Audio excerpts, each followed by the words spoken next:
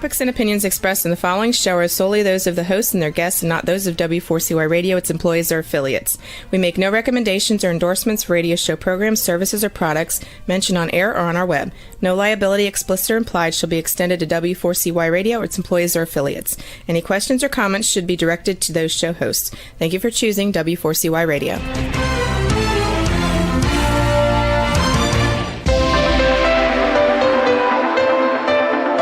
Churchill said, "Those who fail to learn from history are condemned to repeat it." Kevin Hallinan believes that certainly applies to business. Welcome to Winning Business Radio, here at W4CY Radio. That's W4CY.com. And now, your host, Kevin Hallinan.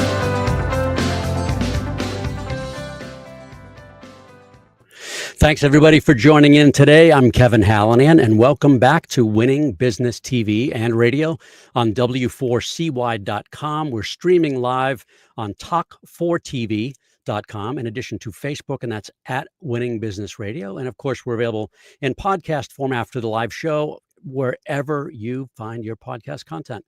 The mission of Winning Business Radio and TV, as regular listeners and viewers know, is to offer insights and advice to help people avoid the mistakes of others, to learn best practices. Those are the how-tos, the what-tos, the what-not-tos, and to be challenged and hopefully to be inspired by the successes of others. Who are those others? Consultants, coaches, advisors, authors, founders and owners, entrepreneurs, people with expertise. But, you know, virtually every successful person I've ever talked to has had some form of failure in their lives and careers. So you hear me say it every week. So we all have to get our knees skinned once in a while. I'm driven to keep those scrapes from needing major surgery. Let's endeavor to learn from history so we don't repeat it. I've spent the better part of my career equipping businesses to grow, from solopreneurs to small and medium-sized companies, all the way up to the Fortune 50. I've seen a lot of those companies win, and to varying degrees, I've seen some fail. I've had the opportunity to rub elbows with some of the highest performing people around and with some who probably should have found other professions. In my own businesses, I've had lots of success, but some failures too. I like to think I've learned a lot from those experiences. So yeah, you're going to hear from me, but mostly you're going to hear from our guests. And today is no exception. Today's guest is Leslie Hassler. She's author, speaker, business growth strategist, and founder of Your Biz Rules. Here's her bio. Leslie Hassler is the powerhouse behind Your Biz Rules, a consultancy firm transforming small businesses into freedom-generating machines. Leveraging 17 years of entrepreneurial experience and a strong background in marketing, finance, and leadership, she guides businesses towards predictable profits and sustainable results. Your Biz Rules offers comprehensive business audits, the Profitable Growth Incubator Program, private consulting, and fractional CFO services. The firm is celebrated for igniting transformative profitable growth, reshaping businesses to fulfill the owner's vision, and enabling clients to break through financial barriers. Leslie's holistic approach prioritizes profitability and a balanced quality of life for business owners. She's the author of First This, Then That, and the upcoming Scaling Rich, recognized on stages across the U.S., including the National Association of Women Business Owners and the Women's Business Enterprise National Council. Leslie's also a past president of, I don't know how you pronounce that, NABO, DFW, Dallas Fort Worth, and an alumna of the Goldman Sachs 10K Small Business Program. She's a mother of two and avid traveler. She brings a well-rounded perspective to her work. Her mission is to ignite the potential within business owners, empowering them to conquer challenges, unlock unprecedented growth, and build an abundance and balance in their lives. Leslie, welcome to Winning Business Radio. Howdy, Kevin. Thanks for having me. I'm so glad you're here. Thank you. So I always like to start with a little bit of background. Tell us about your kids, your family. Oh, my kids, when I first started my business, they were toddlers. They're now in college. Wow. So I have a incoming sophomore and incoming junior, 2 boys doing really well in school. So excited for them. Nice. We do love to travel. So this year we actually got to go to Tahiti for my husband and I's 25th anniversary. Oh, congratulations for that. Oh, thank you. Yeah. And I think generally I see life as an adventure. To be well enjoyed. How's that? Nice. I love it. So is Tahiti one of the favorites, or are there other favorites? Tahiti was actually, it was good, but Tahiti was kind of a payback. And I'll have to explain that because that's where I thought we were going on our honeymoon Oh, from man. ago, and Yeah. it was not where we wound up. We wound up in Germany at Oktoberfest, which is a very unusual honeymoon trip, but actually very apropos as well, if you know the story behind Oktoberfest. So you turned right. You turned left. You should have turned right. Yeah, well, I had no say in the planning originally. On the 25th anniversary, I went, just to put this out there, we are going to Tahiti, right? Yes, we're going to. Nice. Nice. All right, there we By the go. way, I have relatives in Frisco and Plano. I know you're close to that area. So Oh yeah, you're super close. Yeah. Super close. I'll be in DFW, actually in Fort Worth, and visiting that family at the end of this month. Oh, be prepared for hot. I know. We'll be at the conference center. I'm speaking at a conference down there, but we'll be inside most of the time. Okay, well, All right. good. Well, Let's talk about your background a bit. Where did you grow up? I grew up in Houston, Texas. So been a Texan my entire life. Nice. But Texas is so big, you can move around to Texas. Like most people move to states, we just move cities here in Texas. So born and bred, went to college here. Have done everything. A&M. Yep. Yes, I'm a Fighting Texas A&M class in 1990. Atta girl. Why did you choose A&M and to major in journalism? Oh, golly. Journalism is my first degree. And I will say that I probably did journalism because it was what I was told I was good at. I hadn't quite found what I wanted to be good at. And by the time I figured it out, I paid my own way through college.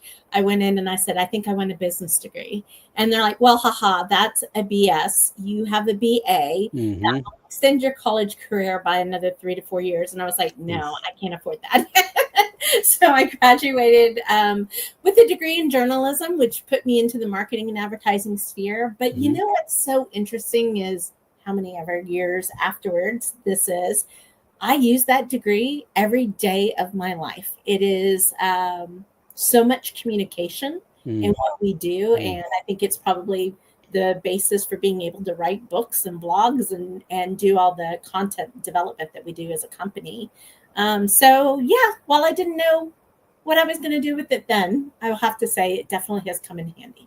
That's cool. Probably helps you ask questions and be curious and learn about your clients and speaking as well, I would imagine. Yeah, and research, you know, now that when so much more information is so readily available, it's still interesting to see whether or not people can be critical of the information that they're receiving and actually diving in beyond the story that's being told. And I do think that's probably from journalism, where you never stop at face value, because generally that's not the whole story. You're constantly seeking to find the two sides of truth. And be able to make some, I guess, analysis for what you find in the middle. Did you work in journalism or in that field or related field prior to 2007? I actually went traditional marketing, advertising agency, then interactive agency up until about 2000. No, 2004. I had to get that right. I quit that in 2004 and went and got a degree in interior design. Very cool. Well, that's the next question. Yeah. You started Designs by Leslie in 2007. So tell us about the company, why you started it, and the work that you did or do. I don't know if you still do it, but. No, we don't do that anymore. So Designs by Leslie was started on May 7th of 2007 because on May 3rd of 2007, I found out I was going to have a job. I worked for small businesses at the time, as most design firms are. Yeah. And while we did good work and I did good work, there wasn't enough cash flow in the business to really have the people that hired me sustain me. And I think this happened to me maybe 3 times in a row. And I was just like, I had it up to here. Yeah. I wanted to do what I wanted to do, but I wanted to control my own destiny. So I started the business with a whole whopping 4 days worth of planning. Now, granted, I had some above average skills and I could whip together a business plan and a marketing plan and all those things from my past agency life. But honestly, I don't know 4 days is not a whole lot of time to get a whole lot of proof either. But we were surprised. We did amazingly well our first year. Second year, I was having to hire. And then 08, 09 happened, and the world around us kind of came to a grinding halt. Yeah, I remember in that area seeing just development stopped. Yeah, I was living in Houston at the time, and what you wound up finding was Houston itself as a market wasn't really impacted, but what it was is the impact was so grave across the nation that Houston held its breath. There was a lot of conscientious holding back of spending, and design is a luxury item. It's something that is spent and invested in when people feel like they have more than enough. So that's where there was just this conscience, multiple years of people pulling back and not investing in their homes or in their surroundings at that time. So our business shrunk by 50%. Going through that was a lot of not fun. I like to say that the 2 to 3 years that I struggled with that loss and trying to regain it and rebuild the business, I call them the dark years. They were my hard day's night, if you will. Yeah. I probably was depressed as the day was long because I took so much of what was happening so personally. And you talked about skin knees. I'm just like, that was almost like being dragged by a horse through the middle of town. It just, every burn that could happen, I felt like it happened. And then those are some of the best lessons, right? Those are some of my best lessons. So what did you learn through that journey? One of the big things I learned in that journey was you can have a meh business and be okay in good times, but you cannot have a meh business and be okay in bad times. Yeah. And it really taught me here's what I saw. My personal journey was that our business could ride the wave because there was the market there. There was spending there. It was the thing. I could take advantage of a trend, if you will. But that same trend, when it started to falter, I didn't know at that time that I needed to be building in foundational pieces of my business to go along with our success. So when the trend starts faltering, then we had the capsize, right? We had I had to figure out what to do next. And we've seen this multiple times over and over and over again. Most recently, 2020, businesses went whoosh. Right. They rode the trend, but instead of taking advantage of that to shore up the business foundations and start to diversify, they relied on the trend lasting. Right. And the thing about trends Absolutely. is they eventually run out of steam. So then 2013, you're armed with all this new painful knowledge, but you founded Your Biz Rules. Tell us about Your Biz Rules, why you started the company, and then the work that you do. Sure. So Your Biz Rules technically started by name in 2014 at the beginning of the year. I grew back the design business. We grew 150% in 6 months. We did some stuff. Yeah. I thought that was going to make me happy, and it didn't. So I had about 2 years of going through conversations with God and going, okay, God, if it's not this, then what? If it's not this, then what? And what I really came away with during those conversations is I might have walked into this business as an interior designer, but I was walking out of this business as an entrepreneur. My role had shifted, and what I realized is I love business. I didn't love design. My values just weren't fully aligned in there. And I didn't have a business that still supported me because I was still on a journey. So coming around through these couple of years of conversations led me to do Your Biz Rules. The difference between the two businesses is market. Although I used the profits of the first business to build and fund this second business, Your Biz Rules, but I like to say the design business was a bit of my prison, and Your Biz Rules is my playground. And that signifies the difference of my quality of life as an owner and as an entrepreneur. and the transformation of my learning, if you will, with me, of understanding how important it is that my business is in alignment with what it is that I want from my life. I'm not going to give it away yet, but I'm hearing so many of these elements in the books and the work that you do. So hold that thought. Everybody, we're going to be back in 1 minute, about 1 minute. We'll take our first break here. We'll be back with Leslie in just a few minutes, just 1 minute, excuse me.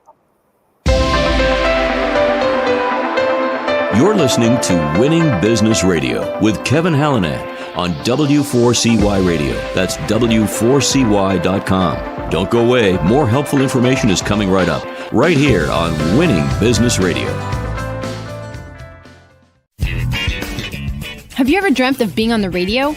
Well, now is your chance. Be a radio show guest on the #1 ranked internet radio station and promote you and your business for free. Yes, you heard it, free. Business advertising right here on W4CY.com. Call 561-506-4031 now to get booked on one of our shows. That's 561-506-4031. Get your free advertising now. And now back to Winning Business Radio with Kevin Hallinan, presenting exciting topics and expert guests with one goal in mind, to help you succeed in business. Here once again is Kevin Hallinan.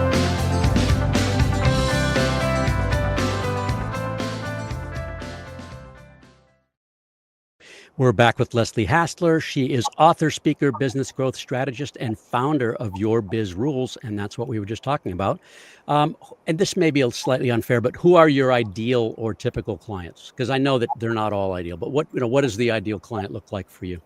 Our ideal clients have a belief in their potential. So they're likely thinking about growth, scalability, or retirement. So there's a desire for change. I will say majority of our clients have strong family values, strong values and quality of life as well. They're a little battered by the hustle and grind and looking for something a little bit better. Demographically, the ticks and the tacks, if you will, the facts of the business is typically we're 90% service-based, 10% manufacturing, retail, that type of thing. But yeah, we really are in that micro and small business realm. So mid six figures on up to maybe 5-6 million in annual revenue. So a wide breadth in there, but I say it always comes down to the desire for something better in the business, the desire for more freedom, the desire maybe for a better paycheck, and even maybe with an eye towards selling or exiting the business in 3, 5, or 10 years. Geography does not matter? No, we have clients across the nation and soon to be international. Very cool. Very cool. Whereabouts, like generally? It's not general. That's the thing. We have a big cluster on the East Coast. We have a cluster in the middle central, and then I'll say our smallest cluster might be on the West Coast. But we really do have a good spread across the country. Typically a little more urban cities, as you will. But yeah, all over the place. And then our last 34 clients were in 17 different industries. Wow. That's great. Yeah. What does, again, maybe a little unfair because I'm going to use the word typical, but generally, what does a typical engagement look like? So majority of our clients are coming in for the fractional C-suite set of services. So that's our probably full service kind of offering, where everybody always wants to know, what are we going to work on? And here's how we answer that question. We actually take time to get to know the business and the business performance, the history of the business, before we even start to say, here's what needs changed. And part of that is if we're looking for, we go through a business audit with our clients in the first 4 weeks, where we're diving deep into the business numbers, the financials, everything. And it's almost, if you can open up a book, please open up the book. We say you cannot drown us in information, because what we do is we're going through it to get a great understanding, a quick understanding, more than you could tell us. It would take you 3 years to tell us as much as we can learn in that 4 to 6 weeks. But we're also looking for where are the red flags, where are the low hanging fruit opportunities, what does growth look like for this business. We have just come behind too many other playbooks, if you will, where the playbook never changes. It's always the same playbook for growth. And we have found that business A and business B may not need the same things. It's this time that we take to really get to know the company that enables us to give a very customized, personalized plan, if you will. Now, what do we do after that? We always work on the money of the business first, because that's the engine, right? That's the fuel. That's what's going to pay for the growth coming down the pike. But from there, it's just a matter of what does that business need? A lot of people need work in the team area, job descriptions, team development, leadership development. Right. Communication. Sometimes we just need to actually define what's the marketing message. Maybe they're looking to expand and get better in sales, but they don't know how to communicate themselves in a way that's enticing. So we will stay in the strategy area and really develop out, create the system, if you will, so that they then can leverage something a little bit more. Processes, technology. I have one client right now, just to give you an example, one client right now has been with us for 4 years. And we started out doing more of a strategic growth plan. We moved into fractional CFO services, and now we're doing some BD work with the rest of the team to get them to start developing networks and pipelines. Right. Yep. Originate. We're also doing bringing in more structure into the company for project management and things of that nature. So our company is really designed full of SME experts.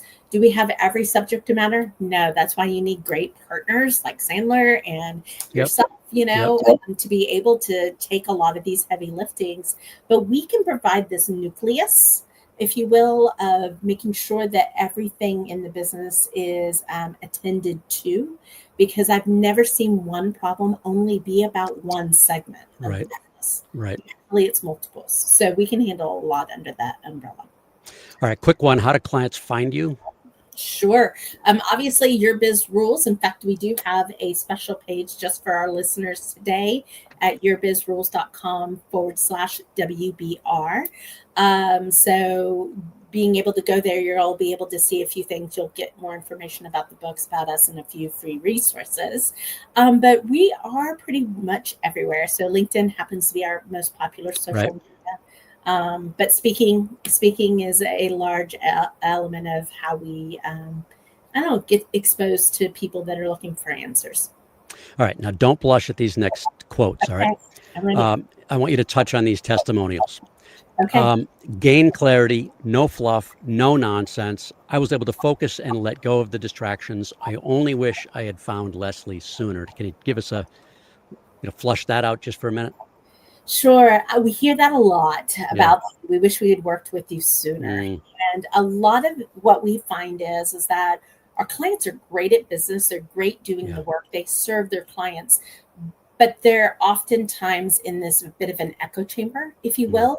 Even when you have team, you don't always feel, not safe, but like it's appropriate to have some of these questioning conversations with your team when you're supposed to be the one that's exuding all this confidence. Right.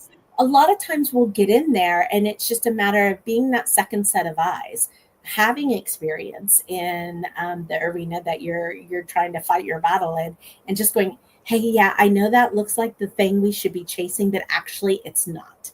It's being caused by this over here. And this thing over here is being really, really quiet, which is why you don't even think you need to be fixing that. But if we fix this, then that will take care of the next thing.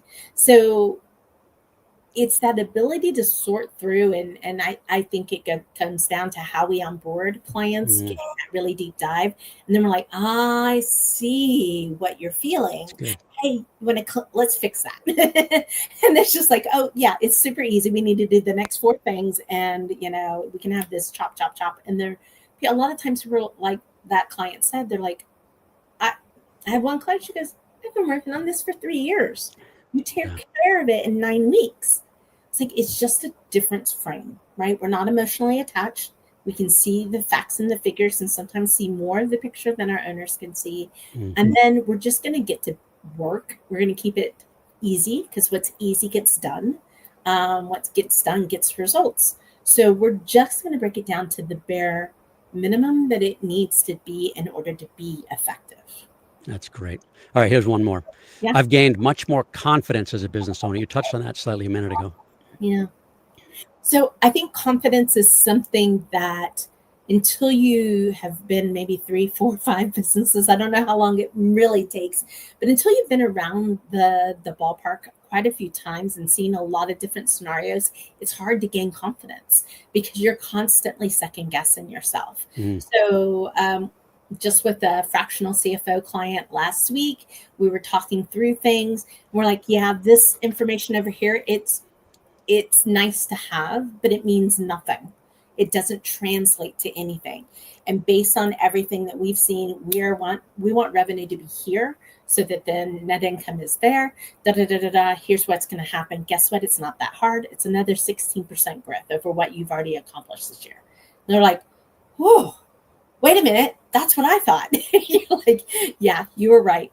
And I think sometimes it just takes somebody else being there to say, you're right. Yeah. We got this. You can do this. You did that. You can do this. So true. It's having that additional support that if you're the only leadership in your company, sometimes it's hard to do for yourself. Yeah. Nobody to bounce things off of at times. Yeah. One more quote. Leslie has a wonderful way of taking complex tasks and breaking them down into manageable and effective steps. Yeah. I love that one. Yeah. Well, I know you're a proponent of DISC. This really relates back to Strength Finders for me. It was something I did in my first business when I was trying to figure out what I wanted to be when I grew up. And there were 2 elements or 3 or 4 elements actually of my Strength Finders that this is. It's strategy, it's futurism, it's activating, and it's achieving.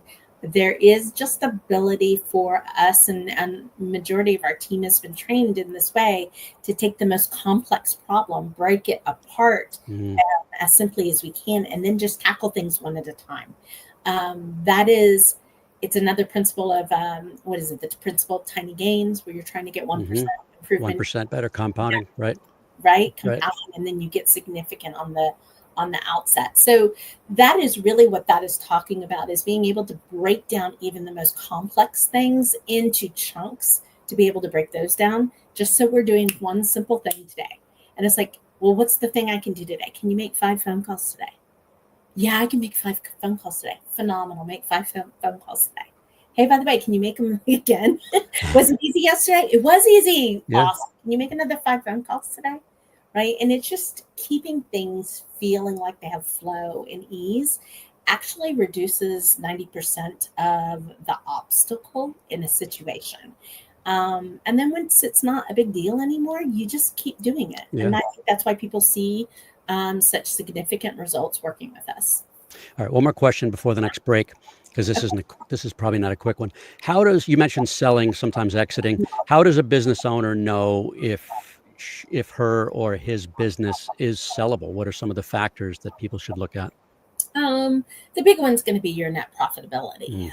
If you're draining the business of every red cent to avoid taxes, then you're going to have a harder story to craft to be able to show net profitability. There are things like add backs. Yes, I understand that. However, I had found the more manipulation you need to be able to do in your finances, the more questions you provoke from your buyers. So we like really clean, clear, strong stories.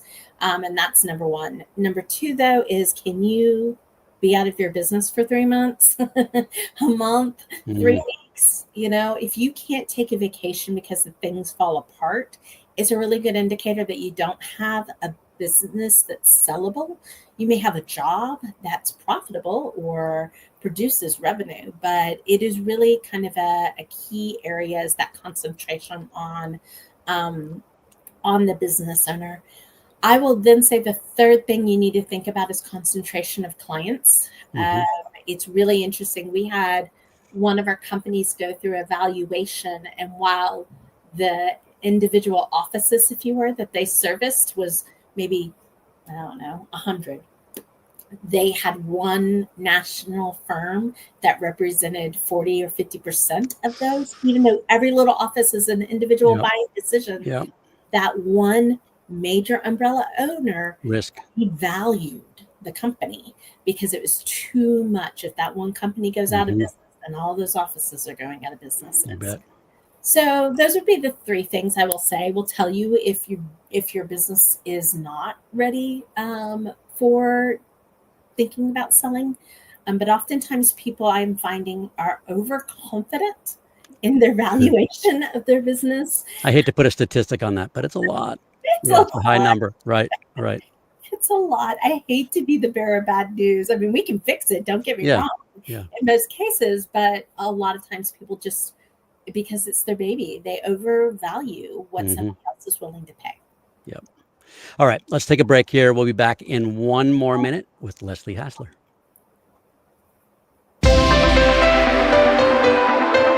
You're listening to Winning Business Radio with Kevin Hallinan on W4CY Radio. That's W4CY.com. Don't go away. More helpful information is coming right up, right here on Winning Business Radio. The YP.com website is your local search engine. If you're looking for a good restaurant, it can help you find the right one nearby with ratings and reviews. Or if your car breaks down, you can use the YP app to find the closest repair shop. Or maybe you're just looking for something to do on a Friday night. Well, it has great local coupons for all sorts of things in your area. No matter what, when, or where, if you're looking for something, YP Local Search can help you find it. So go to YP.com or download the app to search local, find local, and save local. And now back to Winning Business Radio with Kevin Hallinan, presenting exciting topics and expert guests with one goal in mind, to help you succeed in business. Here once again is Kevin Hallinan.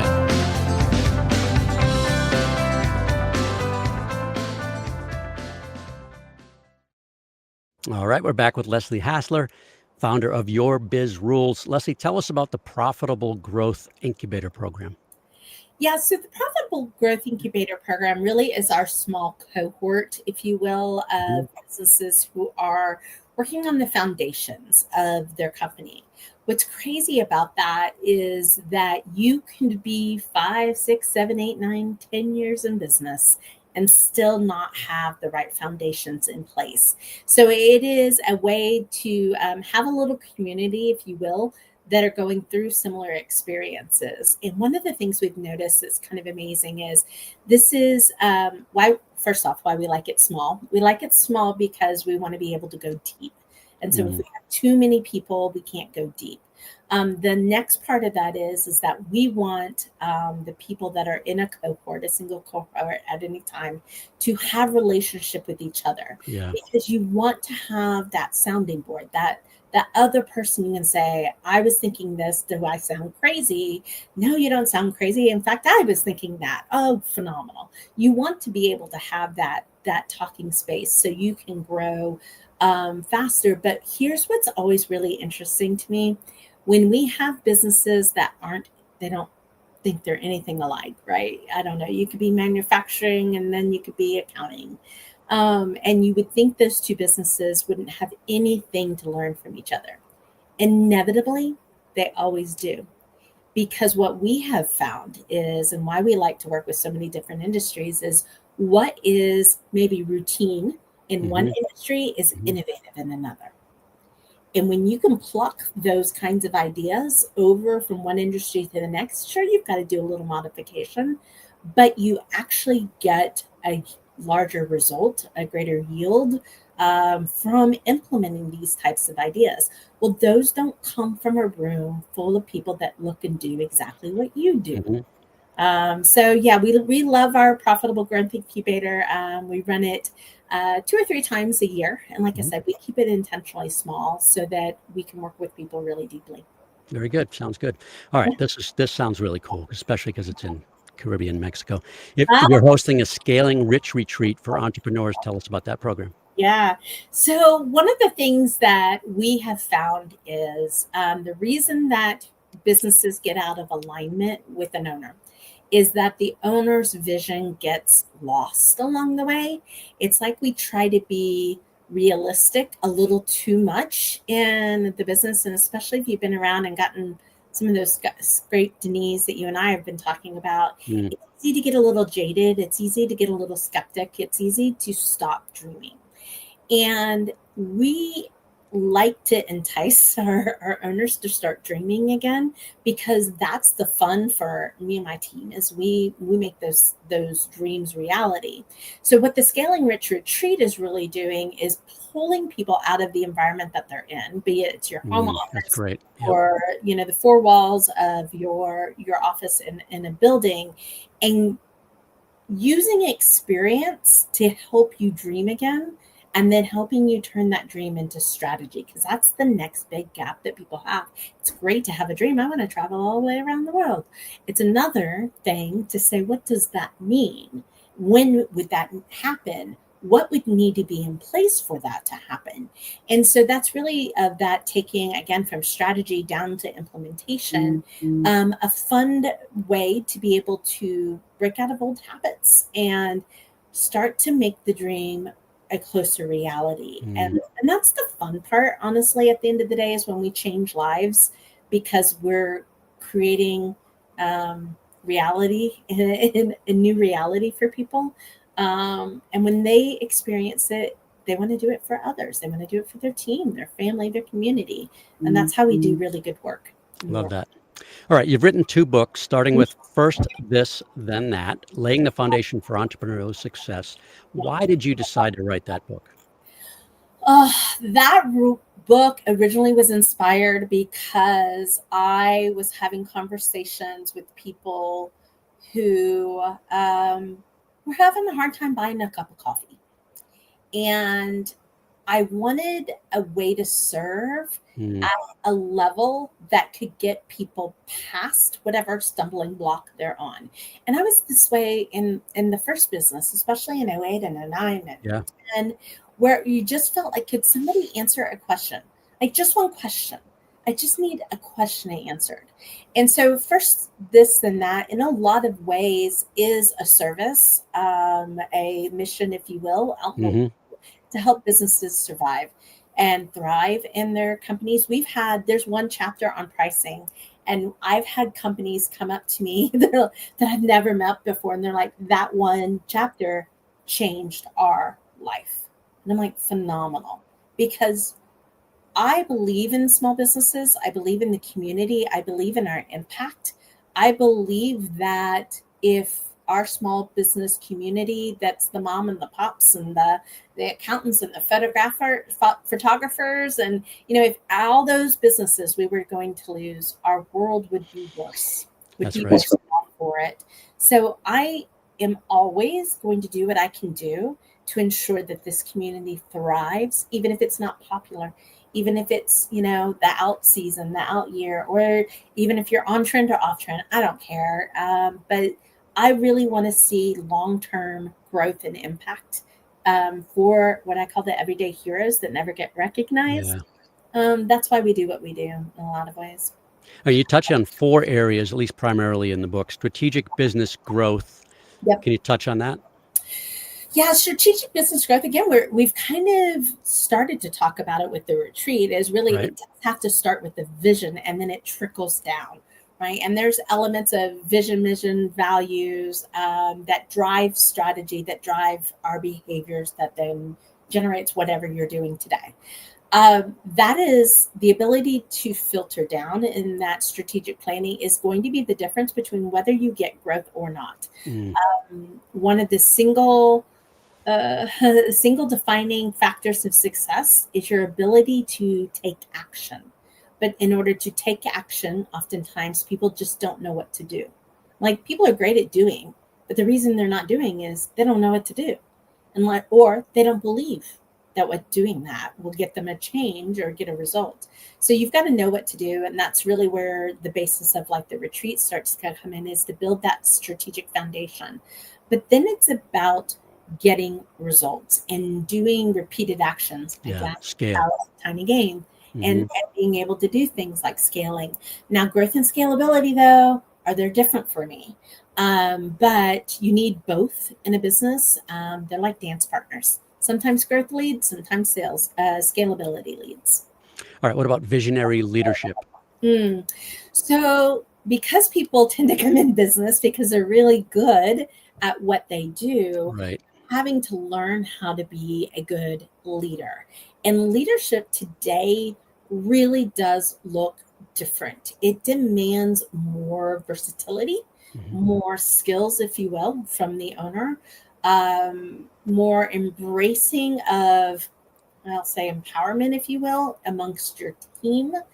It is, I think, the leadership that we cut our teeth on is not necessarily the leadership that leads to growth and scalability in the marketplace today. So we really want to help our owners step out of being the one that does all the work into the place to where you're ensuring that the work is done and is done well, but you're able to let go enough It's that hard. your team can support you. Of course, it's hard. It takes trust. It takes trust. And most people think it, when I say that, it's trusting your team. It's not really what it is. It's trusting yourself. That's good. You know? All right. You started to touch on this pricing for profit. You talk about 2x to 3x, 4x take home pay. I love that, that micro look there. Yeah. So pricing for profit is really about changing the way you think about your pricing in a business. Most people base their pricing on an industry standard without regard about whether or not it's profitable. We have an expectation, and I'll even share this because I was like, okay, everybody always asks, what is good profit? And I was like, well, what is the industry, quote unquote, standard of good profit? 10%. And I'm like, really? That's so not enough. Most owners are paid out of the profits. Right. So if we're going to 2, 3, 4 times the income that our owners are being able to take home, we've got to do that in profit. And so this is a methodology that actually has you critically look at your pricing and ask yourself, is it profitable? Without necessarily getting you into a time for money. Like I said, most of our people, if in your professional services, with the exception of like our lawyers, perhaps not even CPAs do this too much, but I know our lawyers especially, we're very time billing is the game, right? But for a lot of other people, I really don't want you billing for your time. I want you billing for the result. Value and results. The value, right? Because when you are doing that, number one, you're working with better clients, but you do better work. And when you do better work, you can charge for the value that you're providing. It's a happy upward spiral that we want to do. So really pricing for profitability encompasses a lot of that. It is the math, but then it's also about the positioning. How do you position and protect it? How do you reimagine your services or your products to be able to maximize profitability while at the same time providing a maximum value for your clients? We're not into profiteering, a little different, right? But just maximizing the value on both ends. And then small business success formula, which includes time management, financial decision making, and you just touched on market positioning. Yeah. So time management, I have some really different, I think, ideals when it comes to time management that go counterintuitive to almost everything out there. But I will give one of my favorite resources to give, although I don't think it's a great book to read, is Getting Things Done by David Allen. It is probably, for me, one of the pivotal things that get you off the to-do list. Yeah. Because really the to-do list is about achieving and crossing things off, that we actually are addicted to that check mark or that cross through. It feels good. It feels good. Yeah. 3 seconds, right? So there's some different attitudes that really have to shift around time management if you are truly going to value your time and what you do with it. But now everything else that we've talked about is about layering to make that time management, which is comes down to freedom for an owner, so much more possible. If you've got a business in alignment, if you know what you're doing and you're only working on the things that make a difference in your business, then all that other stuff can just fall away. We can cut away the clutter, right? If you're having visionary leadership, then you've got a team that's working as hard for you as you are for them. So then you're getting exponential impact, if you will think. And then if you've got pricing for profitability, then you're making more money, working less, with a better quality of life. Isn't this interesting? And suddenly all those dreams that maybe you've discounted become possible. That's good. And that's available on Amazon. It is available on Amazon. Yes, sir. All right. With our time left, let's talk about the upcoming book, Scaling Rich, 9 Proven Strategies for Sustainable Business Growth. When is that coming out, you think? So it should be out later, 2025, the latest early 2026. This is like the what's next book, if you will, versus that. I wouldn't call them true sequels, but it's typically the next problem that you're going to have. Scaling Rich is addressing. And what I love about this book is it is not even telling the story in the same way that we told First This and That. First This and That's great. It's a little more instructional, that we have a really fun Tony's Tiny Tacos that we talk about through that book. But Scaling Rich is told from the perspective of Josh. I think Josh is that perfect everyday business owner and the struggles that they're going through in their business, trying to scale, trying to get the team on board. In some ways, it's all the advanced yoga moves that you need to be thinking about that aren't the math of the business. This is the finesse, the subtleties, the psychology, the leadership of the business that goes on behind the scenes, and how you can get your business back on track when it feels like it's going south further than anything. And I think that's inspired by my own story, of getting success back, getting the growth, having the team, having all these things and not being satisfied in the business. Scaling Rich is really about that journey. And we see that through the eyes of our main character, Josh. And you mentioned moving from being cash strapped to thriving. Love those words. Equipping owners to generate, there's the word again, freedom and fulfillment. And then this term I love a lot. I've not heard this before, but I love your take on it. Fixing system leaks. Talk about that. Golly gravy, there's so much in that. So if we take the system leaks, so systems are about productivity and efficiency. That's a scaling concept. But a lot of times our systems do one of two things. They either let everything and its brother fall through the cracks, or they grind everything to a halt. Neither of them work. One sucks resources at the beginning. The other one just allows them to walk out the front door throughout the project cycle. Let me give you an idea of what this can look like. And this is actually from the first business. What we realize, and when you're working construction, what you'll see is the longer you are on a job, the less profitable that job becomes. But there's so many things that are outside of your control. Shipping delays, supply chain, the client, all these things. So how then do you create a system that allows for compression of a timeline?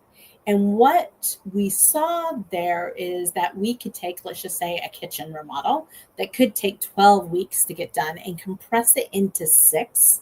And by doing that, we turned something that most people don't think can be systematized, especially people that have creative businesses tend to rebel against systems. This is a totally creative business, but you compress the timeline on it to protect the profitability. But in doing so, what we did in the business is we quadrupled the business capacity, which means we didn't have to hire anymore. We could stack in projects, want to start one week right after the next. And because the system worked, no matter if it was an itty bitty project or a really, really big project, it had an accordion factor to it. That led to scalability. But the prior system, where it's a little lackadaisical and you're waiting for other people to do things, that's time slippage. And time slippage, my word, it is a major profit leak in a business. So you have to be thinking about how systems can compress to protect your profitability. and in turn, increase your capacity to be able to do more. Excellent. All right. Who in the listening and viewing audiences should reach out to you and why? I will say if you have been trying to grow or scale in a better way for any amount of time, 3 months, 3 years, maybe reach out and see if we've got another take on what's possible for your business. If you're looking to sell your business in 3 to 5 years, reach out. We'll definitely give you a business that will pay you 3 times as much. In the way of, you'll be able to take more salary, you'll be able to take profits, and then you'll get the sale of your business at the end of the day. But if you've just been where you are for too long, then you probably need to do things different enough to get a different enough result. And we could be the perfect partner for you. Well, that's great. And so the best way for people to reach out, at least for today, for those that watch or listen later, is yourbizrules.com/WBR. Love that too, by the way. Yes. Yes. All right. Well, thank you so much for being here. We really appreciate it. Oh, Kevin, thank you for having me. It was a blast. And thanks everybody for watching and listening. This is a show about business and business challenges. If you've got concerns about the sales effectiveness of your company, that slice right there, whether your sales team is you or small or it's large, feel free to reach out to me on Facebook or LinkedIn. That's at Winning Business Radio. Or you can drop me a note to one of my many email addresses, kevin@winningbusinessradio.com. Our company is Winning Incorporated. We're part of Sandler Training. We develop sales teams into high achievers and sales leaders into true coaches and mentors. We're not right for everybody, but as you heard Leslie say, maybe we should have a talk. Thank you to producer and engineer Juan for another job well done. Be sure to join us again next Monday, August 11th. We'll do it again. Until then, this is Kevin Hallinan. You've been listening to Winning Business Radio with your host, Kevin Hallinan. If you missed any part of this episode, the podcast is available on Talk4 Podcasting and iHeartRadio. For more information and questions, go to winningbusinessradio.com or check us out on social media. Tune in again next week and every Monday at 4 p.m. Eastern Time to listen live to Winning Business Radio on W4CY Radio, W4CY.com.